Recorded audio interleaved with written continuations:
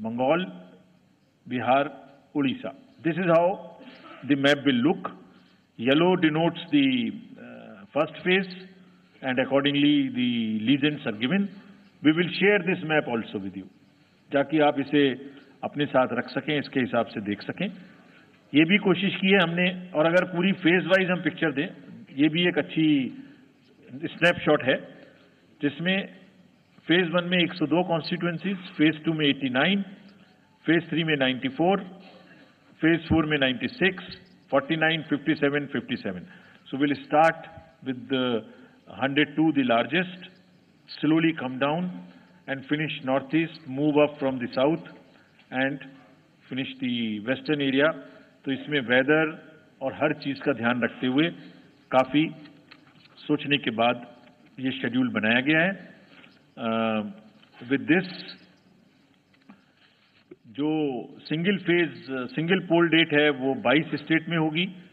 2 राज्य 4 बार में जाएंगे, कर्नाटका, राजस्थान, त्रिपुरा, मणिपुर. 3 फेज में 2 जाएंगे, Chhattisgarh and Assam.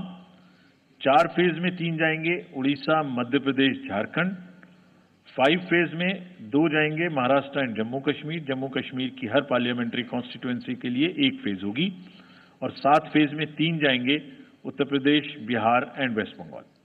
With this friends, I end my address and thank you very much. Thank you, sir, for those detailed remarks.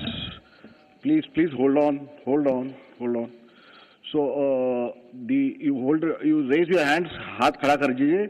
Micers आपके पास आएंगे. So we will start with you in the first row. Where are the micers?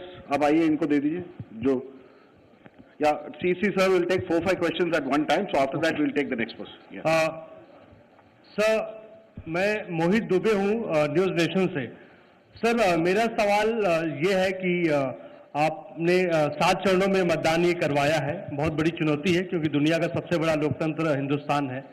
Opposition पार्टियां जो है ये आरोप लगा रही है कि 7 चरणों में क्या जरूरत है, और इसकी वजह से सत्ताधारी दल को फायदा होता है. और छोटा सा सवाल सर एक और है कि ईवीएम को लेके लगातार अपोजिशन धरना दे रहा है, सवाल उठा रहा है.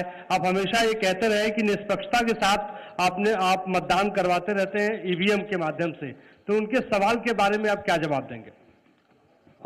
आप ये जो लाइट जैकेट पहने हैं सेंटर में, इनको दे दीजिए. जो हाँ, जस्ट होल्ड ऑन. सर, मेरा नाम रविंद्र सिंह शोरान है. I would like to ask कि जो आपने बताया कि 3500 करोड़ रुपए को सीज किया, उसके बाद कार्रवाई कितने लोग जेल गए, कौन कौन सी पॉलिटिकल पार्टीज इन्वॉल्व थी, और जो लीकर सीज किया गया उसमें कितने केसेस रजिस्टर हुए, उसकी डिटेल्स इलेक्शन कमीशन हमारे साथ कभी शेयर करता नहीं है after the election happens. This lady in the front या इधर मिडिल में जो है, इनको माइकर्स, हाँ इनको दे दीजिए, या इनको दे दीजिए. हाँ, please switch on your mic.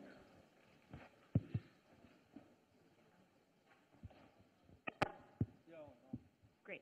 Samir Hussain from BBC News. This is an incredible feat to try and get every person who's eligible to vote. I'm wondering how much money is being spent. And in addition, what is the biggest concern in terms of these elections? Okay. The lady in the 4th row over there with that black dress, उनको दे दीजिए, माइकर्स. Middle में, हाँ उनको जो बीच में है वो lady जो है, हाँ give it to, yes. Switch on your mic.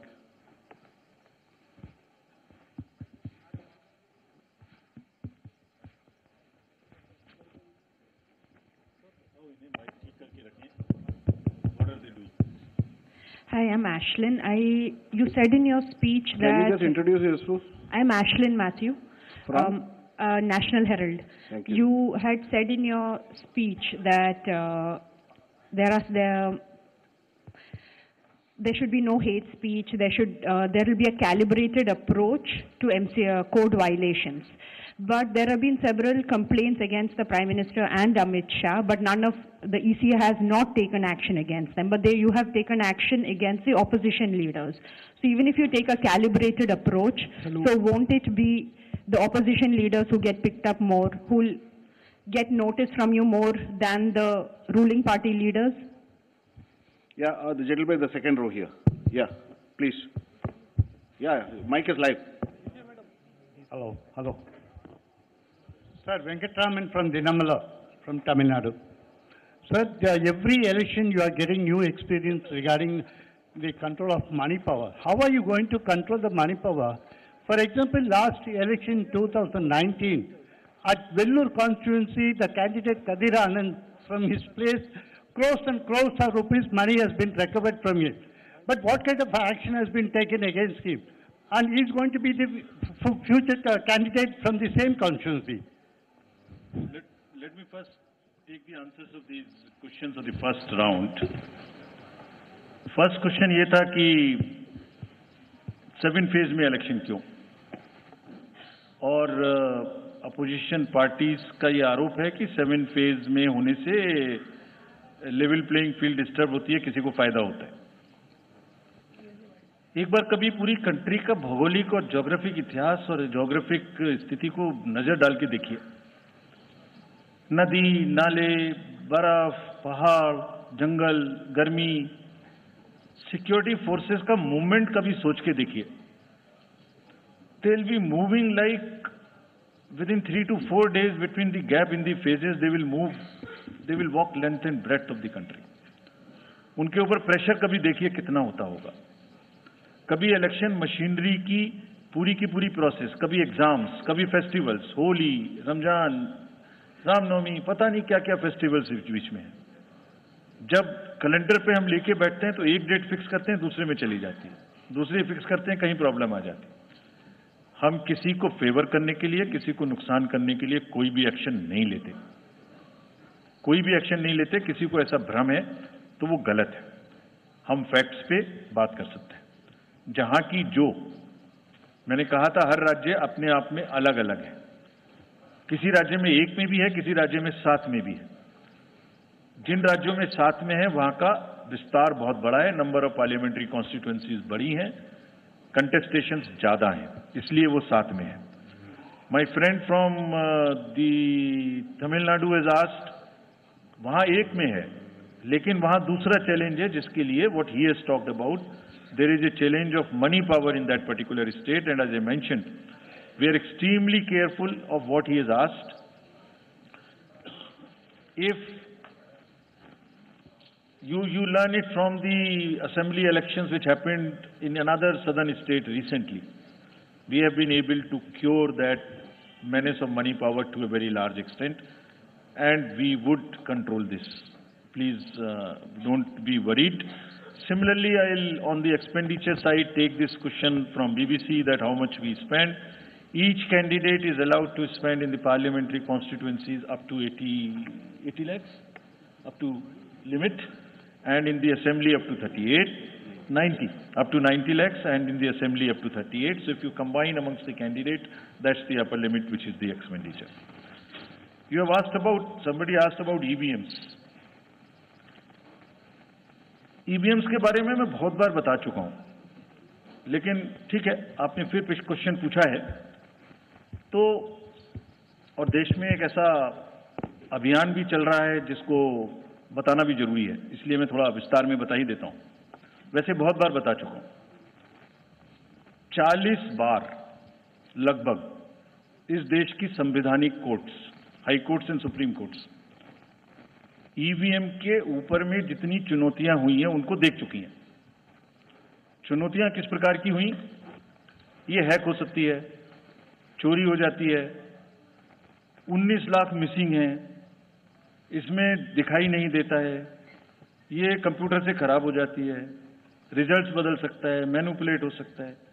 हर बार संवैधानिक कोर्ट्स ने इसको रिजेक्ट किया है। क्या कहा है? कभी कहा कि इसमें वायरस लग ही नहीं सकता, no question of introducing virus. कभी कहा इनवैलिड वोट्स नहीं हो सकते, कभी कहा रिगिंग इज नॉट पॉसिबल, कभी कहा कि when there is section 61A in the RP Act which empowers the use of the EVMs, जब तक वो खत्म ना हो तब तक ये प्रश्न उठाना गलत है। कभी कहा कि EVMs are fool proof devices for counting and allegations of tampering are baseless। कभी कहा कि आप 1 के बदले 5 वीवीपैट गिनिए, वो हमने शुरू कर दिया। अब तो ये आ गया है नतीजा कि कोर्ट्स ने जुर्माना लगाना शुरू कर दिया। दिल्ली हाई कोर्ट ने मिस्चीवियस कहते हुए 10,000 रुपए का जुर्माना लगाया। फिर माननीय उच्चतम न्यायालय ने 50,000 रुपए का जुर्माना लगाया। अभी फिर रिसेंटली माननीय उच्चतम न्यायालय ने एक पिटीशन खत्म की है। कितनी बार सुनेंगे? क्यों बार बार वही बिलाप करना है?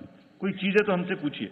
हैक नहीं हो सकती, किसी सूरत में नहीं हो सकती। एंड जो परिणाम आते हैं वही प्रमाण है, बार बार परिणाम आते हैं। कोई भी ईवीएम लेके बैठ जाता है सोशल मीडिया पे, वो डिब्बा लेके एक बैठ जाता है। और आजकल एक नया ट्रेंड शुरू हुआ है, वो थोड़ा सा एक्सपर्ट भी बन जाता है। आजकल 1-2 एक्सपर्ट भी चल रहे हैं सोशल मीडिया पे। वो कहाँ की डिग्री है, कहाँ के एक्सपर्ट हैं, थोड़ा देखना भी चाहिए। वो बताते हैं कि ये डिब्बा है, वो टूल बॉक्स जैसा डिब्बा होता है, उसके अंदर में क्या है पता नहीं है।